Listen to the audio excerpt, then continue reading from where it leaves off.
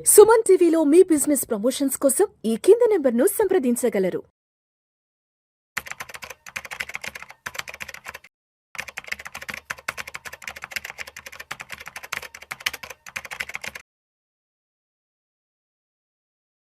ప్రేక్షకులకి మీ రామచంద్రమూర్తి నమస్కారాలు. టెక్ మహీంద్రా దాదాపు 30,000 మంది ఉద్యోగులను తొలగిస్తుంది అని ఒక న్యూస్ వచ్చింది. సో, దాని గురించి కంపెనీ సీఈఓ ఇవాళ ఒక ప్రకటన చేస్తూ అలాంటి న్యూస్ రాంగ్. మేమేమి ఎవరిని తొలగించట్లేదు అని చెప్తున్నారు. యాక్చువల్‌గా ఏం జరిగింది టెక్ మహీంద్రాలో, అలాగే ఐటీ కంపెనీస్‌లో ఏం జరుగుతుందనేది చూద్దాం. టెక్ మహీంద్రా ఏజెంటిక్ ఏఐ ప్లాట్‌ఫామ్‌ని తీసుకొచ్చేందుకు ఈ మైక్రోసాఫ్ట్‌తో కలిపి పనిచేస్తున్నారు.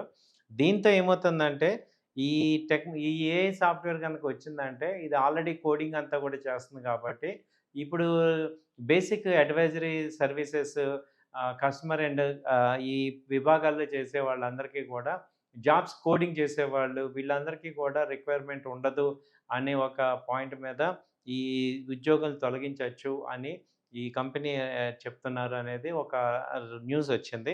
అయితే ఈ కంపెనీ ఏంటంటే ఈ రానున్న నెలల్లోనే 30,000 మందిని పైగా తొలగిస్తున్నాము అని చెప్తున్నారు. ఈ కృత్రిమ మేధ ఏఐ పురోగతిగా వచ్చినప్పుడు ప్రపంచవ్యాప్తంగా టెక్ కంపెనీలపై ప్రతికూల ప్రభావం పడుతుందని అనిపిస్తుంది. దాంతో ఈ కంపెనీ ఏంటంటే ఇప్పుడు స్పష్టతనిచ్చింది. మేము అలాంటిదేం చేయట్లేదు. సో, టెక్ మహీంద్రాలో దాదాపు 1,50,000 మంది ప్రపంచవ్యాప్తంగా ఉన్నారు. గడిచిన త్రైమాసికంలో ఎవరిని కూడా ఉద్యోగం నుంచి తొలగించలేదు అని టెక్ మహీంద్రా ఎక్స్‌చేంజ్‌కి లిఖితపూర్వకంగా ఇన్ఫర్మేషన్ ఇచ్చింది. కాబట్టి ఇదంతా కూడా రూమర్స్ అని మనకి కంపెనీ వాళ్ళు స్పష్టం చేస్తున్నారు. అయితే ఈ రూమర్స్ అన్నీ స్ప్రెడ్ అవ్వడానికి మేజర్ రీజన్స్ ఏంటి అంటే, మొన్న ఒరాకిల్ ఎంప్లాయీస్‌ని తొలగించడం అనేది జరిగింది. అమెజాన్ కంపెనీ కూడా లే ఆఫ్ చేస్తున్నారు. సో, ఇలాంటి లే ఆఫ్స్ ప్రపంచవ్యాప్తంగా జరుగుతున్నాయి. ఏఐ రావటం యాంథ్రోపిక్ ఏఐ ఎప్పుడైతే వచ్చిందో అప్పుడు ఆ ప్రపంచం యొక్క ఐటీ కంపెనీస్ యొక్క రూపురేఖలైతే మారిపోతున్నాయి. సో, ఇప్పుడు ఇండియన్ మార్కెట్‌లో కూడా చూస్తే టెక్ కంపెనీస్ అన్నీ కూడా దాదాపు 30-40% తగ్గాయి. మనం ఇప్పుడు టెక్ మహీంద్రా షేర్స్ చూసుకుంటేనే మనకి అర్థమవుతుంది ఏ రేంజ్‌లో మార్కెట్స్ ఫాల్ అయినాయని. ఇప్పుడు ఇది ప్రెజెంట్ 1,300 ఉంది. దాదాపు 1,700 నుంచి మార్కెట్ ప్రైస్ ఉండేది. 3 మంత్స్ బ్యాక్ 1,700 అక్కడి నుంచి బాగా డౌన్ అయిపోయి ఇప్పుడు 1,300కి వచ్చింది. అలాగే నెక్స్ట్ ఇన్ఫోసిస్ చూసుకున్నా, ఇన్ఫోసిస్ కూడా 1,700 నుంచి ఇప్పుడు 1,300 వచ్చింది. అలాగే టీసీఎస్ అయితే దాదాపు 4,000 రూపీస్ ఉన్న స్టాక్ వాల్యూ వల్ల 2,500కి వచ్చింది. అంటే ఆల్మోస్ట్ 60% దాకా తగ్గింది. అలాగే పర్సిస్టెన్సీ తీసుకుంటే 6,500 నుంచి 4,700 అలా వచ్చింది. ఒరాకిల్ తీసుకుంటే దాదాపు 10,000 నుంచి ఇప్పుడు 6,700 దగ్గర ఉంది.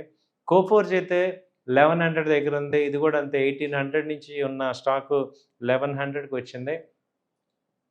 సో, ఇప్పుడు ఎంఫసిస్ తీసుకున్న దాదాపు 3,000 స్టాకు ఇప్పుడు 2,200 ఆ రేంజ్‌లో ఉంది. సో, అన్ని కంపెనీలు టెక్ కంపెనీలు అన్నీ కూడా ఇంత విపరీతంగా ఫాల్ అవటం ఈ మధ్య కాలంలో జరుగుతున్నాయి కాబట్టి టెక్ అందరికీ చూపు కూడా ఈ ఐటీ కంపెనీస్ లే ఆఫ్ చేస్తాయా అని అనుకుంటున్నారు.